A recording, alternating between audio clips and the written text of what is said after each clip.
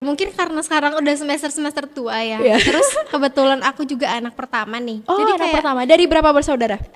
dari 6, harusnya 8 sih. Pokoknya aku tuh adiknya banyak. Halo teman-teman semua, ketemu lagi dengan aku Zahra, dan kali ini di sini aku udah ada temen ngobrol yang nanti bakal menemani aku ngobrol sepanjang sesi obrolan kita ini. Ada Kak Indri. Hai. Halo Kak Indri, gimana kabarnya? Alhamdulillah sehat. Sehat ya, ceria banget kelihatannya Kak Indri. Kok hari ini ceria banget sih? Padahal di luar lagi panas banget loh. Iya dong, kita tuh harus memberikan energi positif dalam energi diri kita positif. sendiri. Apalagi Oke. sekarang kita udah mau menginjak semester tua ya. Kelihatan ya, kayaknya dari omongannya bebannya udah mulai bertambah ini. Ini loh, lihat. Oke, semakin berat. Oke, bisa dicerna. Jadi akhirnya apa, energi positif Kak Indri mungkin tersalurkan kepada saya ya. Soalnya jadi ceria saya juga merasa ceria gitu. Oke, Kak Indri jarang kelihatan kemana aja sih?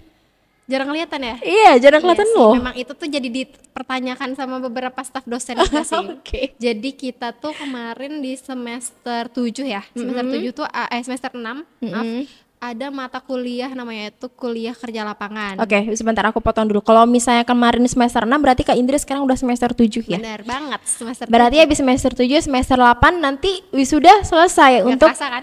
Benar-benar gak kerasa untuk 4 tahunnya ya. Gimana, udah siap untuk menyandang gelar-gelar nantinya? Kayak harus menghembuskan nafas dulu ya. Belum siap sih Semakin sebenarnya, cuman berat kita ya. mau gak mau harus siap sih. Oke, tapi Siapkan tetap bekal. itu ya tadi seperti yang Kak Indri bilang, kita harus mengeluarkan energi positif. Betul. Oke, tadi di semester 6 Kak Indri ada namanya kuliah kerja lapangan. Nah, boleh diceritakan kuliah kerja lapangan tuh di semester 6 kemarin Kak Indri mengikuti program kah atau mengikuti mata kuliah seperti biasanya?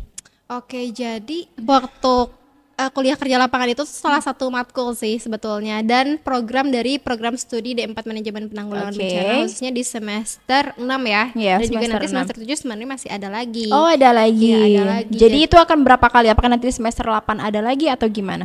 Oke, jadi sistemnya itu semester 6 itu ada selama 3 bulan. Oke. Terus nanti di semester 7 itu juga ada program lagi 3 bulan. Oke, berarti apakah nanti namanya tetap KKL atau mungkin ada perubahan lain gitu? Kalau di semester 7 ini namanya kuliah kerja praktik namanya. Oh, kerja Iya, praktik gitu. Oke, namanya. berarti sama programnya 3 bulan, 3 3 bulan bulan. gitu ya. Oke. Oke, lanjut tadi gimana? Untuk program KKL-nya apakah berkegiatan di luar atau mata kuliah seperti biasa?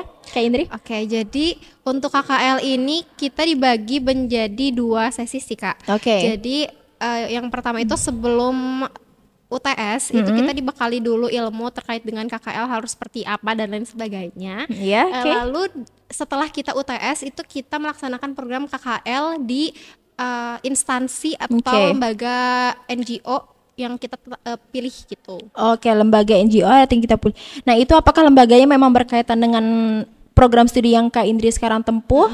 Jadi info teman-teman tadi kita juga lupa untuk memperkenalkan Kak Indri dari program studi mana. Jadi Kak Indri ini dari program studi Manajemen Penanggulangan Bencana. Iya, Nah, betul. kembali ke instansi atau lembaga NGO yang dipilih, apakah memang harus relevan, harus ada kaitannya dengan manajemen penanggulangan bencana atau bebas memilih gitu, Kak?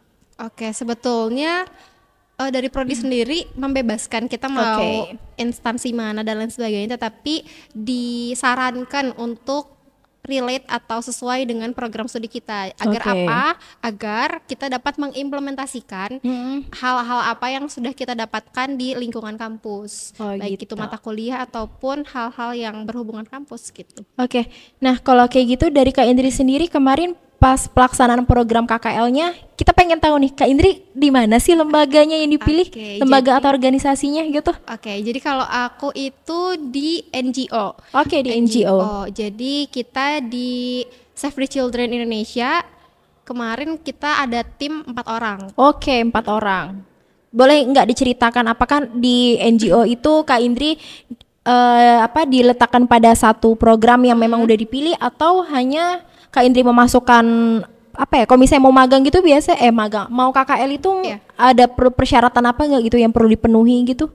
Ada tentunya Oh, oke. administrasinya Administrasi, ya. Iya, oke. jadi Untuk di Save the Children itu sendiri sebetulnya kita hanya memasukkan proposal dan surat pengantar dari kampus. Oke. Jadi kegiatan ini berlangsung kapan, lalu mau ditempatkan di mana dan sebagainya itu kita masukkan dalam proposal gitu. Oke. Jadi kita kelompokkan gitu. Oke. Nah, untuk penempatannya sendiri, tadi kan ada administrasi yang harus dipenuhi. Nah, apakah ketika penempatan untuk program 3 bulan itu Kak Indri bebas memilih di bagian mana aja yang di Save the Children atau ditentukan dari pihak Save the Children-nya sesuai dengan proposal yang sudah Kak Indri ajukan gitu? Oke, jadi selain proposal yang kita buat nih Kak, kita diminta juga untuk menyertakan CV dan juga motivation letter.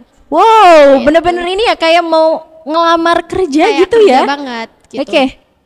Jadi motivation letter itu kita isi sesuai dengan apa sih yang kita harapkan dari instansi tersebut, lalu kita pengen di bidang apa gitu loh. Nanti motivation letter itu yang mungkin akan dibaca, akan ditelaah oleh HRD-nya untuk di mana kita ditempatkan gitu. Oke. Nah, kalau begitu Kak Indri dan rekannya tadi berarti kalau misalnya 4 itu sama Kak Indri ya? Berempat sama aku. Oke. Nah, itu apakah di satu program yang sama atau berbeda?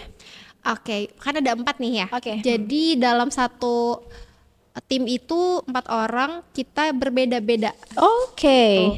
Jadi ada yang di project CBCCA. Ya, apa itu namanya CBCCA? Itu Community Based Climate Change Adaptation. Oke, berarti Gitu. tentang perubahan iklim gitu ya? Perubahan iklim. Oke, satu lagi tentang MHPSS. Apa itu itu MHPSS? secara garis besar terkait dengan mental health atau kesehatan mental gitu. Oke. Nah, itu tadi berarti Kak Indri 2 orang ya. Satunya di program yang perubahan iklim ya. Perubahan iklim, terus kemudian 2-nya lagi di bagian kesehatan mental. Nah, dari program 3 bulan itu bisa nggak Kak Indri kasih tahu nih ke kita, ke teman-teman juga yang lagi nonton acara ngobrol kita ini. Sebenarnya 3 bulan di perubahan iklim tuh ngapain? Maksudnya di program perubahan iklim itu apa aja sih yang dikerjain, terus kemudian peran Kak Indri selaku mahasiswa yang melaksanakan kuliah kerja lapangan di instansi tersebut. Oke, jadi kalau untuk project aku sendiri, project dari CBCCA itu sebelumnya mungkin peran dulu ya, kita peran sebagai co-fasilitator untuk di beberapa pelatihan. Lalu beberapa kali kita diberikan kesempatan juga untuk menjadi observer gitu. Jadi projectnya itu kita kebagian untuk pengantar ke programnya. Jadi ada pelatihan itu ada 2 kali, pelatihan tingkat masyarakat yang mana itu melibatkan beberapa instansi seperti contohnya Dinas Lingkungan Hidup, BPBD dan lain sebagainya. Lalu ada juga pelatihan yang dikhususkan untuk tingkat desa. Gitu. Itu untuk 2. Lalu yang dikerjakan lagi itu kita kemarin dikasih kesempatan untuk mengisi QB itu jadi quality benchmark. Jadi kalau di Save the Children itu kalau semisal ada pelatihan, ada workshop, itu harus ada disebut beberapa indikator untuk mengetahui kualitas dari pelatihan atau workshop itu sudah bagus atau belum. Oh, berarti kayak apa ya? Evaluasi. Iya, evaluasi gitu. Kayak berarti kalau misalnya tadi Kak Indri bilang QB berarti semacam ini bukan ya kayak form penilaian gitu ya. Jadi kita dikasih semacam, kalau kita biasanya sebagai anak lapangan apalagi di kemanusiaan tuh sering namanya tuh Kobo Toolbox.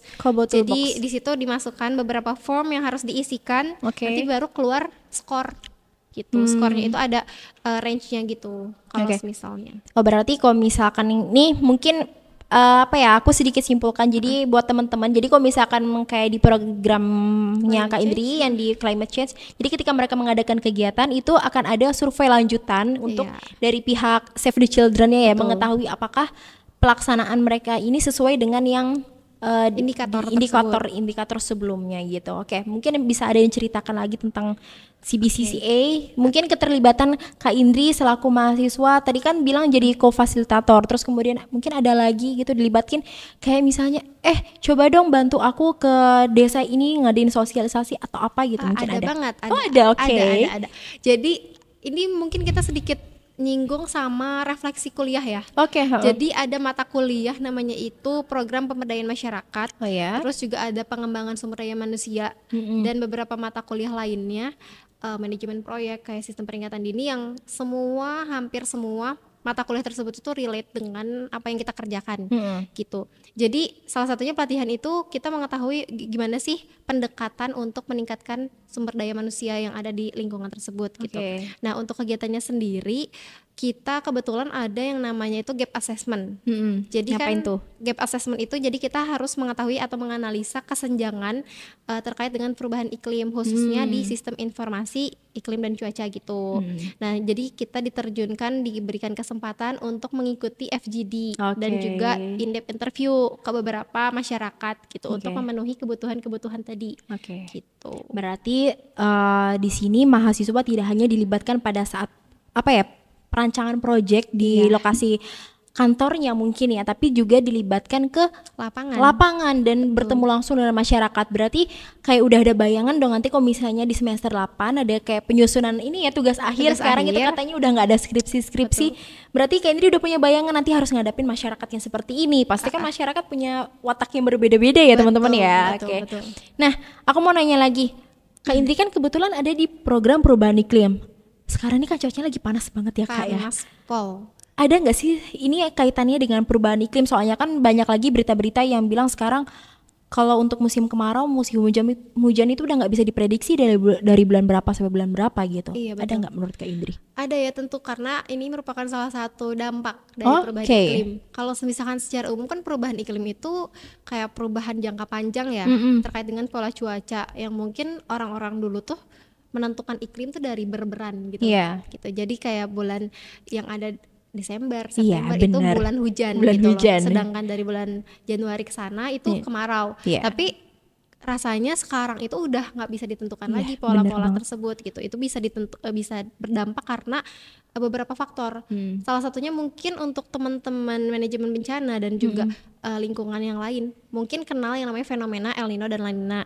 Itu terkait dengan kenaikan suhu permukaan di Samudra Pasifik gitu. Jadi itu berpengaruh, contohnya kayak adanya kekeringan sekarang, adanya banjir dan lain sebagainya gitu kan. Apalagi di daerah Kalimantan, bahkan sekarang aja Jawa Barat ya, asal daerah saya kekeringan udah mulai merajalela, udah kemana-mana gitu. ya. Tandanya kan berarti krisis iklim itu udah mulai berdampak ke seluruh daerah gitu. Ngeri ya kalau misalnya kan kayak aku sendiri juga kayak sering denger sih berita kayak perubahan iklim kayak itu tuh bukan lagi berita yang dibahas pada tahun 2020-an, tapi udah dari sebelum-sebelumnya itu udah sering dibahas, tapi mungkin karena perubahannya itu nggak kerasa mungkin ya Kak ya. Kalau aku melihatnya itu tuh suatu kejadian yang nggak bakal ketika kita ngelakuin sekarang terus setahun 2 tahun langsung berubah, itu enggak, tapi kayak jangkanya tuh mulai pelan-pelan gitu, nanti udah tiba di puncaknya baru nanti wah kerasa banget. Dan sekarang aja udah di bulan September ya,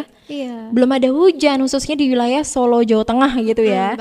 Nah dan aku juga mau cerita teman-teman, kalau tadi Kak Indri kan sempat menyinggung di wilayah Kalimantan itu kan udah kekeringan segala macam, dan bener di wilayah aku Kalimantan Barat itu sudah ada karhutla Kak. Bayangin ketika kemarau karhutla bisa dirasakan kan gimana dampaknya, terus apalagi buat anak-anak kecil gitu ya yang sekolahnya kemudian terhambat, terus kemudian penyakit, bisa jadi ada penyakit yang sebelumnya belum diderita tapi karena cuaca, terus kemudian karena kabut asap sekarang punya penyakit kayak ISPA gitu. Nah Kak Indri kan dari program dari instansi Save the Children, boleh nggak kita tadi belum menyinggung nih masalah Save the Children tuh apa sih ya? Coba kita dengar ceritanya dari Kak Indri, gimana sih dan apa sih itu? Jadi dari Save the Children itu sendiri, Save the Children ya, kita dari namanya aja itu udah jelas bisa itu terkait gitu ya. Iya, terkait dengan perlindungan anak gitu. Bahwasannya Save the Children ini adalah salah satu organisasi non government, jadi terkait dengan hak-hak anak gitu, dan juga kelompok rentan. Jadi hal-hal yang memang berkesinambungan terkait dengan anak itu Save the Children terjun ke hal itu gitu. Salah satunya perubahan iklim, karena apa? Perubahan jangka panjang itu kan apalagi anak-anak masih kecil nih.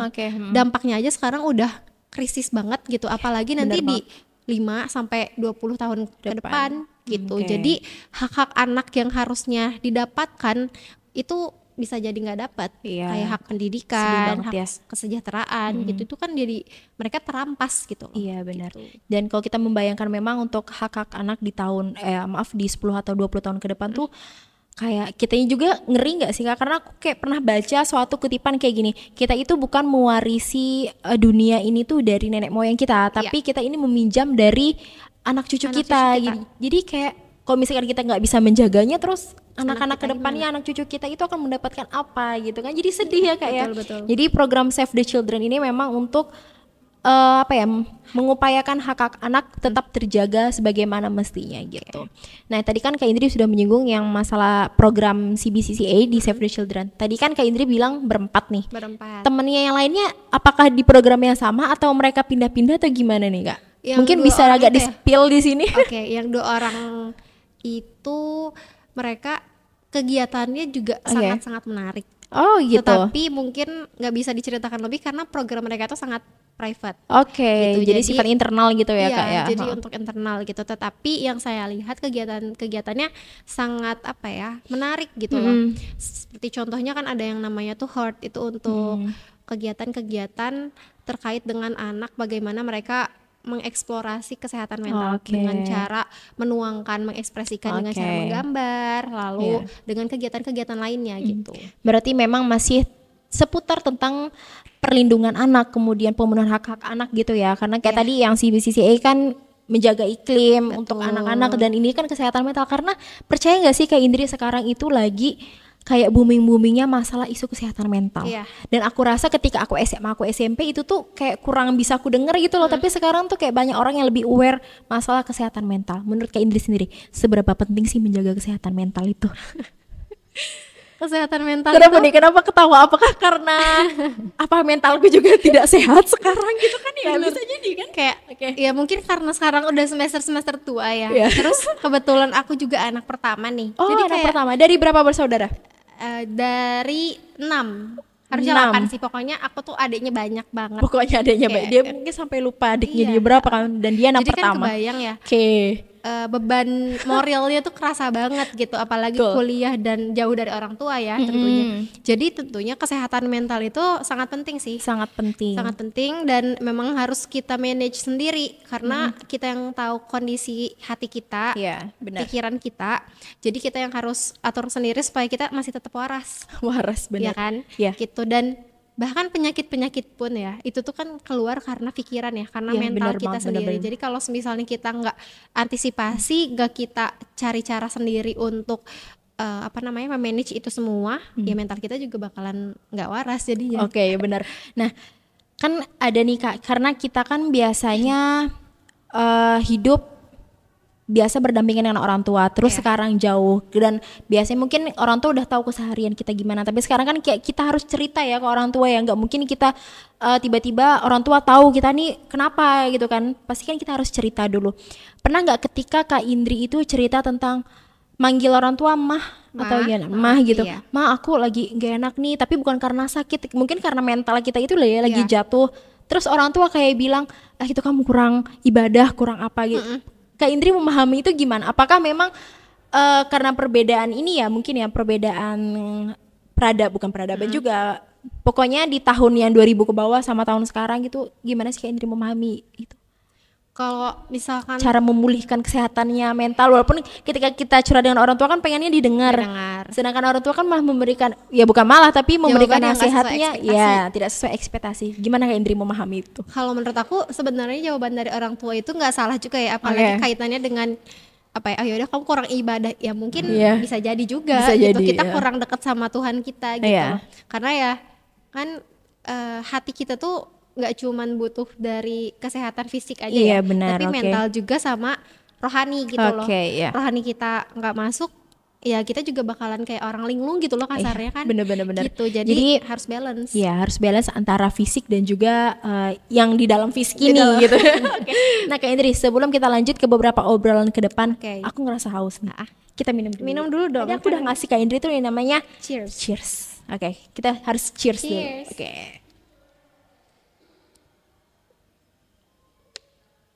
Seger banget. Ya, seger kan? Apalagi kalau diminumnya pas lagi dingin-dinginnya dengan cuaca panas melegakan. Setelah kita minum cheers, sekarang kita akan melanjutkan obrolan. Kak Indri, nanti di semester 7 ya, ada program lagi. Apakah Kak Indri akan balik ke instansi Save the Children atau akan mencari tempat yang lain untuk explore pengalaman? Pertanyaan yang cukup berat ya. Oke, pertanyaannya cukup berat guys. Baru juga selesai magang. Oke, baru kapan juga sih selesai selesainya? laporan.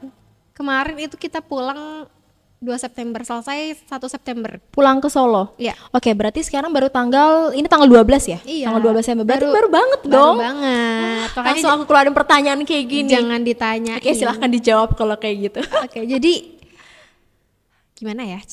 Kalau misalkan ingin magang di tempat lain, rasanya pengen banget gitu. Pengen banget. Iya, kalau untuk planning sebetulnya belum sih. Oke. Gitu. Cuman intinya pengen ke tempat lain supaya kita tahu iklim pekerjaan di tempat lain itu seperti Oke, apa. benar. Kemarin kan aku udah NGO nih. Pengen coba pemerintahan mungkin ataukah mungkin NGO lain yang bergerak di bidang kebencanaan supaya kita Oke. bisa compare atau membandingkan bagaimana alur mereka dalam menghadapi bencana yang ada di Indonesia. Iya, berarti juga pengen lihat kan peran mereka tuh di saat Betul. bencana tuh sebagai apa-apa aja gitu. Mungkin bisa coba di BNPB, BPBD gitu ya Kak ya. Nah, dari Kak Indri sendiri mungkin ada nggak sih pesan yang akan diberikan kepada adik tingkat yang nantinya akan melaksanakan magang terkait apa yang udah Kak Indri alami? Kayak mungkin persiapan apa sih yang harus kalian bekali, terus kemudian kompetensi apa aja gitu. Tentunya kalau misalkan kita mau magang nih ya, itu kan iklimnya beda dengan kita di kampus. Ya benar yang banget. biasanya Benar. kita ketemunya sama dosen, sama staff. Iya. Saat di kampus kan saat di tempat magang maksudnya kita bertemu dengan orang baru. Iya benar. Yang pastinya. sebenarnya kita nggak tahu ya Iya. keunikan seseorang itu bagaimana. Iya, Apalagi kita magang belum tahu di mana lokasinya. Kalau misalnya dia Solo lagi, mungkin kita udah tahu lah setidaknya. Iya, Tapi udah kalau tahu. di luar Jawa misalkan kita harus beradaptasi sendiri. Jadi Dengan yang lingkungan pertama- setempat gitu ya, Betul. betul. Jadi yang pertama harus adaptasi, pinter komunikasi. Oke, gitu. penting banget ya 2 poin ini ya. Ya, terus yang ketiga itu kita harus mempersiapkan kompetensi kita dengan matang. Oke. Kita harus tahu dulu nih kita tuh passionnya di mana supaya nanti saat magang kita nggak bingung gitu loh. Kita sukanya ternyata di manajemennya. Oh ya udah berarti kita fokus di manajemennya. Kita cari instansi yang bisa mengembangkan potensi kita. Oke, gitu. Terus juga kita harus dibekali dengan hard skill dan soft skill. Oke, contohnya Gitu. nih Kak. Contohnya hard misalkan skill ya, gimana? kalau semisalnya hard skill itu kayak kita bisa belajar terkait dengan komputer dasar. Oke, komputer gitu. dasar ya. Hal-hal yang memang ada kaitannya dengan kinerja kita gitu. Oke. Kalau misalnya soft skill tuh kayak contohnya public speaking, itu kan penting iya. banget ya untuk interaksi sama orang gitu. Intinya komunikasi salah satunya kayak gitu. Oke, apalagi kayak kemarin kita sudah melewati masa-masa COVID yang dimana kita bekerja saling menggunakan sistem online ya, sistem daring, terus apa-apa harus kayak input sini, input situ. Jadi kalau misalkan kita terlalu tidak mengetahui tentang ilmu Iya. itu, kita sendiri jadi keteteran gitu bahasanya ya kan.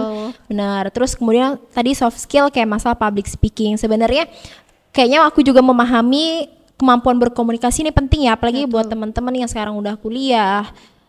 Kita kan akan bertemu banyak orang, terus kita akan bertemu berbagai kegiatan, keterlibatan kita sebagai mahasiswa yang dituntut untuk aktif dan segala macam. Jadi kalau misalkan kita menutupi diri kita dengan aku anaknya pendiam, aku nggak enak berkomunikasi sama orang, itu malah kayak akan membebani kan kita. diri kita sendiri. Nah jadi itu tuh sebuah soft skill yang nggak harus nggak harus untuk anak-anak yang ekstrovert gitu, enggak ya. Jadi anak-anak introvert juga harus gitu bisa punya kemampuan itu. Nah pertanyaan lagi. Itu kan tadi bekal buat adik-adik yang akan melaksanakan program KKL di semester yang akan mendatang gitu. Karena Kak Indri berkuliah di Politeknik Akbara Surakarta. Kita kan mengenal nih kalau Politeknik Akbara itu mempunyai sebuah bukan Cakra. slogan, Iya. cakra gitu ya. Cakra. Dalam sebutannya Cakra Akbara yang ada kompeten, tangguh dan juga berkarakter. Iya. Kak Indri memaknai itu ketika pelaksanaan KKL gimana? Apakah Cakra Akbara itu Terimplementasi. iya terimplementasi dalam kegiatan KKL atau tidak?